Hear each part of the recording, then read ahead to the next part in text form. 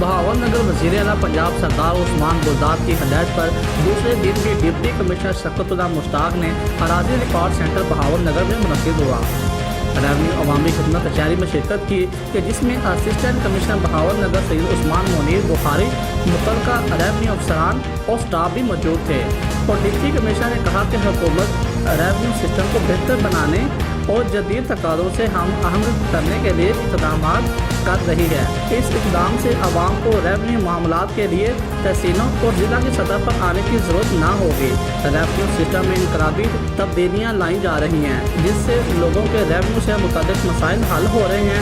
Deputy commissioner शफ़क़तुल्लाह Mushtaq ने कहा कि बुज़दार हुकूमत ने अदारों पर आवाम का एतमाद बहाल करके फरसुदा और ताख़ीरी हरबों पर मबनी रेवन्यू सिस्टम में इनकलाबी और जदीद टेक्नोलॉजी को फ़रोग़ दिया है और सरकारी दफातर में आवाम के लिए आसानियाँ और खिदमात में बेहतर रिस्पांस के लिए इक़दाम बरोए कार लाए जा रहे हैं।